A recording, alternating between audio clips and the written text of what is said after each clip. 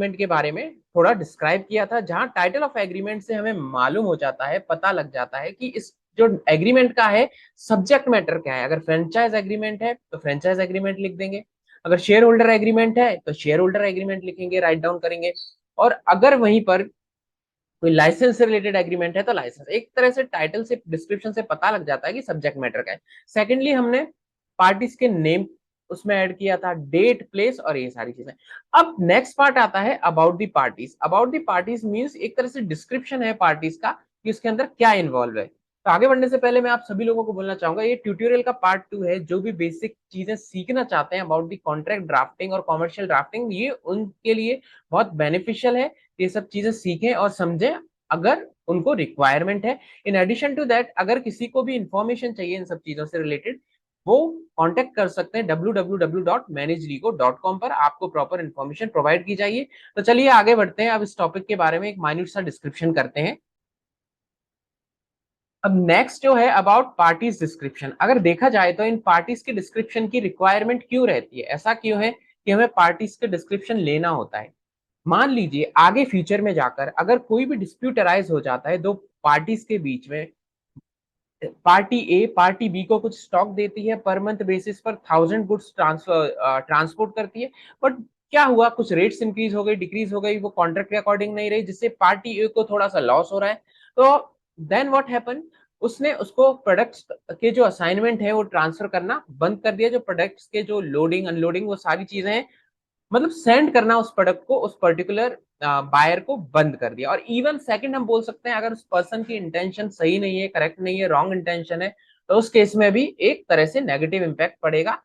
इसलिए हमें पार्टी का डिस्क्रिप्शन होना इसलिए जरूरी है क्योंकि इन फ्यूचर में अगर कुछ भी ऐसा डिस्प्यूट आता है तो हम उस पार्टीज की तरफ रीच कर सकें। तो पार्टीज का डिस्क्रिप्शन होगा तो हम आइडेंटिफाई कर पाएंगे कि पार्टीज कौन कौन है। मान लीजिए एक कंपनी है, second party as a individual है, तो वहां पर डिस्क्रिप्शन में आएगा that company X Y Z, name of the company X Y Z at this particular location having DIN number, CIN number, CIN number, sorry, and pen 10 this or Aadhaar card number, so that identification of the parties is possible। and within this particular part जो parties की details होगी वो भी सारी की सारी at a particular place पे मिल जाएगी। हमें बार बार एग्रीमेंट में पूरे में गो थ्रू करने की जरूरत नहीं है।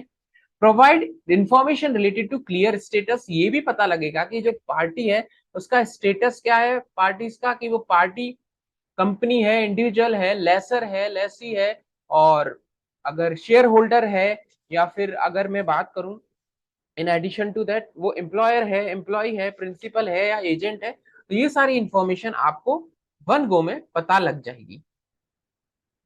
तो उसका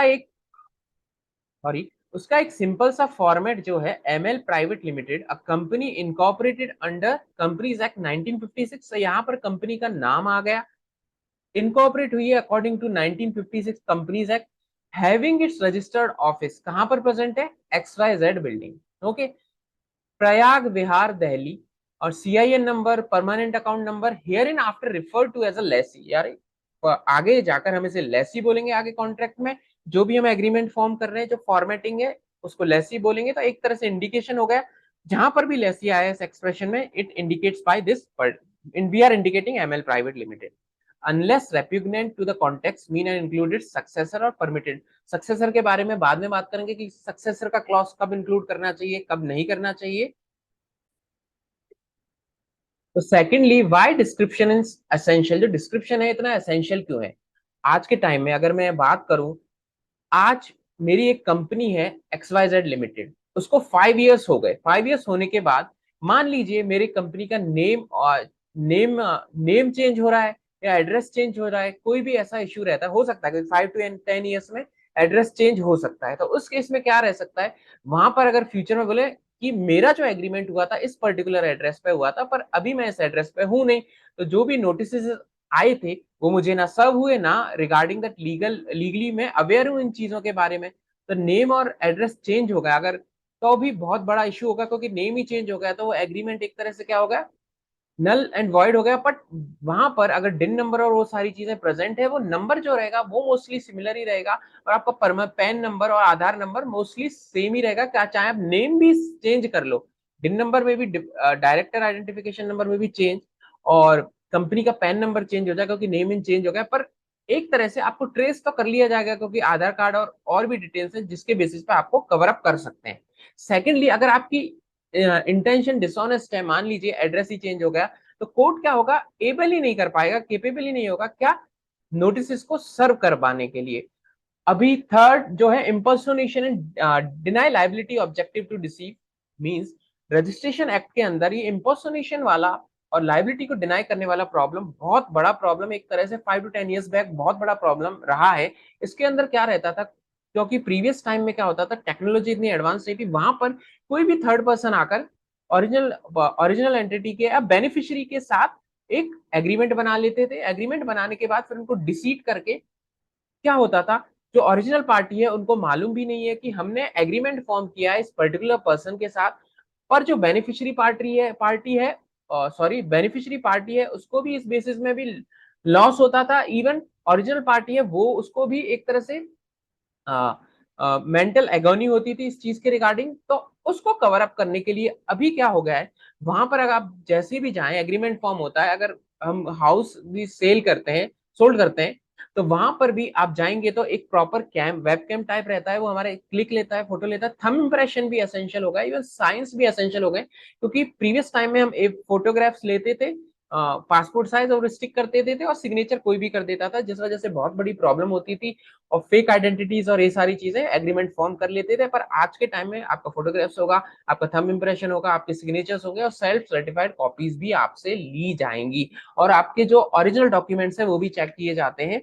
तो इसलिए एड्रेस का डिस्क्रिप्शन और ये सब चीजें जरूरी हैं, जैसे प्रीवियसली मैंने स्टेटमेंट में दिया।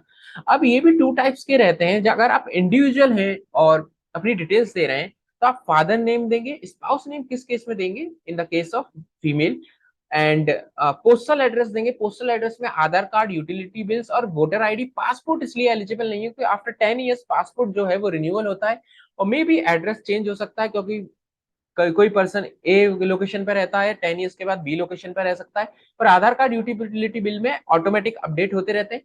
पैन कार्ड और जीएसटी एसेंशियल है। जैसे ही आप कंपनी इनकॉर्पोरेट करते हैं, आपके कंपनी का एक पैन नंबर बनता है, permanent account number, and goods and service tax का भी फॉर्म होता है, जीएसटी नंबर, वो भी आपका एक तरह से अपडेटेड रहता है। एंड डायरेक्टर डिन नंबर भी आपको देना पड़ेगा। इवन बैंक अकाउंट नंबर, जो आपका करंट बैंक अकाउंट है, उसकी इन्फॉर्मेशन देनी पड़ेगी। तो अभी ये एक तरह से सिक्योरिटी, आप सिक्योर भी रहेंगे। और इन एडिशन टू दैट, मैं आपको एक चीज मैंने इसमें राइट डाउन नहीं की है, ये तो इंडिविजुअल होगा, अगर एलएलपी फर्म और अदर एंटिटीज है, प्राइवेट कंपनी और ये है, वहां पर एक चीज इंक्लूड हो जाएगी, आपका रजिस्टर्ड ऑफिस और कॉर्पोरेट ऑफिस का पोस्टल एड्रेस हो जाएगा, आपका ईमेल आईडी हो जाएगा, bank account, all these things remain same, corporate identification number जिसको सिन नंबर बोलते हैं, रजिस्ट्रेशन नंबर हो जाएगा, और फर्म का ये बेसिक चीजें उसमें इंक्लूड हो जाएंगी। अब मान लीजिए अगर पार्टी माइनर है और कोई एग्रीमेंट फॉर्म कर रही है, कैसे फॉर्म कर रही है, थ्रू अ नेचुरल काजन या विल से अपॉइंट किया गया है। Third, declared by the court, अगर कोर्ट ने डिक्लेयर किया है कि he is appointed as a minor for forming this particular agreement और transaction. So how we write down ABC minor acting through XYZ who is her father और natural का, तो उस केस में ये हो जाएगा। अगर वहीं पर ट्रस्टीज हैं, बहुत सारे लोग, 3-4 लोग मिलके बना रहे हैं, DEF trustees of a trust formed under this enactment provide other details, जो ट्रस्ट का एड्रेस रहेगा, किस लोकेशन पे है, फिर ट्रस्ट का रजिस्ट्रेशन नंबर रहेगा, वो ऑटोमेटिकली जो मैंने ऊपर डिटेल्स बताई उसके अकॉर्डिंग। तो ये आज का ये जो पार्ट था, एक पार्टीज की डिटेल्स, नेम, एज, और ये एक डॉक्यूमेंटेशन पार्ट क्या रहेगा, बेसिक डिस्क्रिप्शन है, क्योंकि बहुत सारी चीजें, माइन्यूट माइन्यूट चीजें, पर वाइल ड्राफ्टिंग हमें जरूरी होती है। तो नेक्स्ट पार्ट में लेकर आऊंगा, वो भी पार्टी से रिलेटेड रहेगा, वहां पर आपको बताएंगे कि लेसर लिखना है तो कैसे राइट डाउन लिखना है, कब डी लगाते हैं लेसर के आगे, या फिर जो भी हमें क्लॉज यूज में लेना, सॉरी नॉट क्लॉज, जिसकी भी हमें डेफिनेशन देनी है, कब हमें डेफिनेशन देना एसेंशियल रहता है। तो बी विद मी, आज के लिए thank you very much, see you again.